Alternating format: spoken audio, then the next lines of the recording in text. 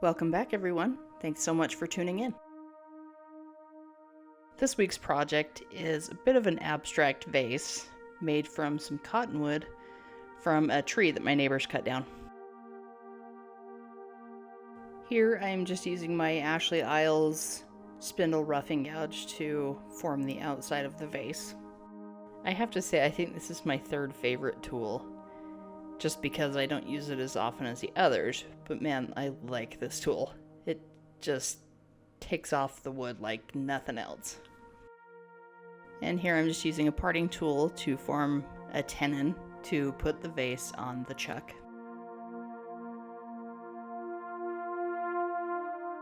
And then I'm just using a little handsaw to get rid of that little nub so it will fit properly in the chuck.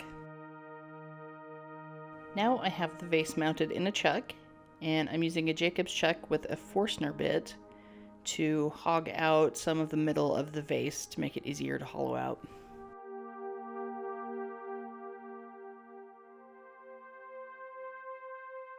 In this scene, I'm using the hollow roller system from Carter Products to hollow out the inside of the vase. I don't have any experience with any other hollowing system, so this might be a biased opinion, but I really do enjoy using this hollowing system. It makes doing the inside of the vase very simple.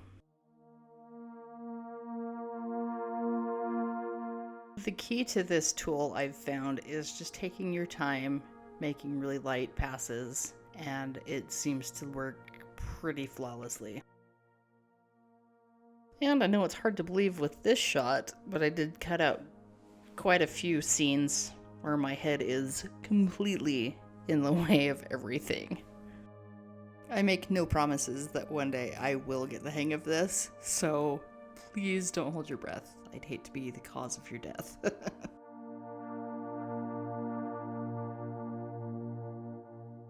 Here I'm using my Sorby 1-inch scraper, a beast of a tool, to finalize the outside shape of the vase.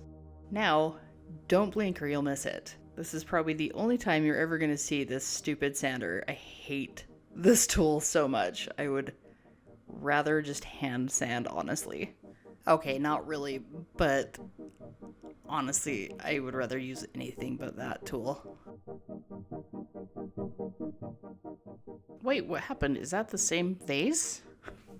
Somewhere in the several months this took to dry, I lost the footage of me carving this out to make it look pretty. But for real, you guys should be thankful because it was a painful mess.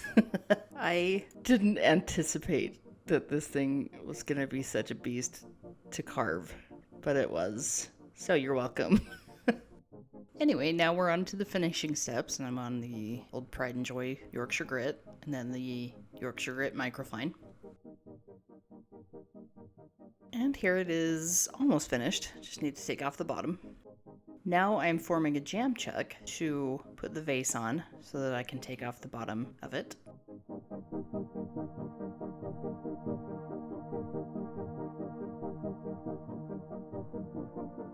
Several test fittings to make it fit just right.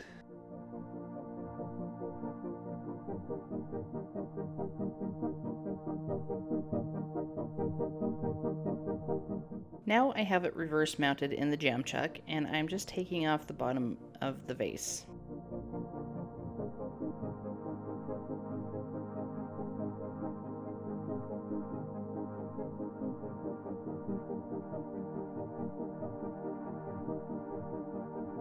In this scene, I'm just using a parting tool to take off the bottom of the vase. Cleaning up the bottom a little bit.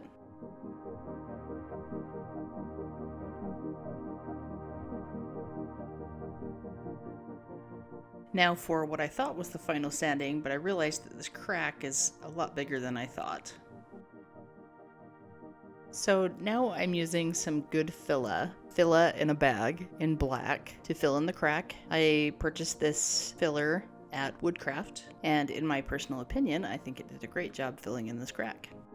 So now legitimately, we're on the final sanding.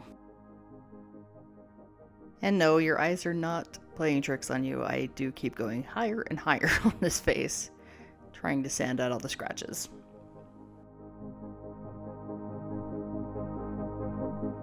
And then more of the usual finishing steps. Denatured Alcohol, Mylands sanding sealer, Yorkshire Grit Microfine, and then I finished this one up with some Doctor's Walnut finishing oil. And then just sanding the nubbin off the bottom. And there you have it, one Cottonwood vase. Like me, it's kind of tall in some places, kind of short in others, but overall it's fun to be around. I hope you liked this week's video. Thank you so much to my subscribers. If you haven't already, please consider subscribing. Be sure to hit that like button and comment below. Stay awesome, everyone. Love to all.